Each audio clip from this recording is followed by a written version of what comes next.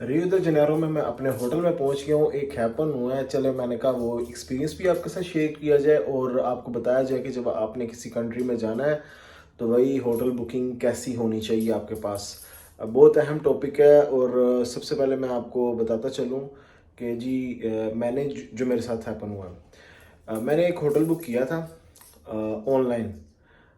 मैंने मैं फ्रेंड के थ्रू करवाया था, तो मुझे मेल आ गई थी। तो बाद में मुझे मेल नहीं आई कैंसिलेशन की।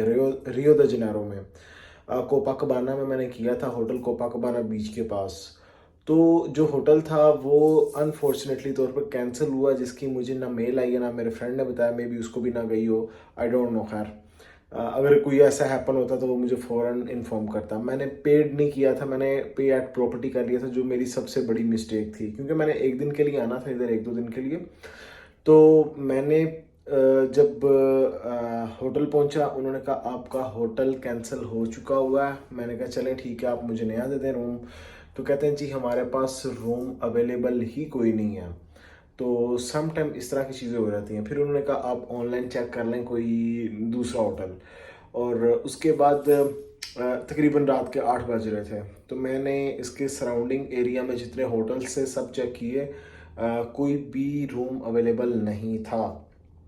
फिर पूछते पूछाते फिर मुझे इबिस होटल का पता चला कि इबिस होटल यहाँ पे पास है। बल्कि पता कैसे चल गया, मैं एक हॉस्टल क्या, एक स्टूडेंट, कोई यूनिवर्सिटी थी, यूनिवर्सिटी का कोई होटल था या हॉस्टल था, मैं उसमें चला गया। तो मैंने कहा कोई रूम अवेलेबल है? उन्होंने बोला कि भाई ये यूनिवर्सिटी का है।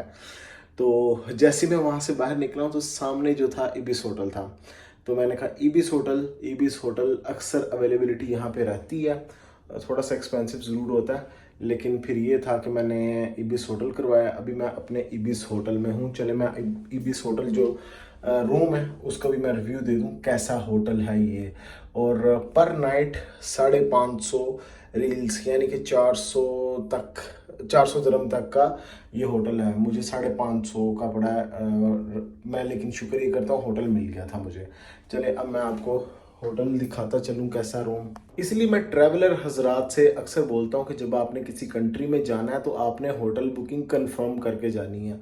देखें क्या होता है, फिर अक्सर लोग डिपोर्ट हो जाते हैं एयरपोर्ट से, होटल बुकिंग कंफर्म नहीं होती। रीज़न क्या होती है, बिहाइंड द सीन स्टोरी ये होती है कि वो एक्चुअल फ्रीक्वेंट ट्रैवलर नहीं होते, टूरिस्ट नहीं होते हैं। और जहाँ पे उनको मसले मसाइल आते हैं और बाद में उनको पता भी नहीं होता कैसे बुक करना है, कहाँ पे जाना है। ये देखें, ये एक चीज़, मैं फ्रीक्वेंट ट्रैवलर हूँ, मैंने काफ़ी कंट्रीज ट्रैवल किए हैं। तो जब मसले मसाइल मेरे साथ हो सकते हैं तो क्या जो नया टूरिस्ट है उसके साथ नहीं हो सकते? तो फिर जो इमिग्रेशन बैठी होती है वो इस चीज़ों के ऊपर आके देख के डिपोर्ट करती है अक्सर। तो देखने में, ये सुनने में बड़ी ये मामूली सी चीज़ें लगती हैं, लेकिन ये बहुत बड़ी चीज़ होती है कि जब आप किसी कंट्री में जाते हो, जब आपको कोई चीज़ ना मिल रही हो, फिर आपने यही माइंड में आता है कि सड़कों पे सोना है अब। तो एक वक्त के लिए मैंने अपने माइंड में सोच लिया था कि अगर आज रात मुझे कहीं पे होटल नहीं मिलता तो फिर मैंने कैसे गुजारनी है। तो ये सोच रहा था फिर किसी होटल की लॉबी में बैठूंगा तो ऐसे ही रात गुजरेगी। तो शुक्र है कि इबिस होटल ने जो है ना सहारा दिया, रात गुजारने के लिए होटल रूम दिया।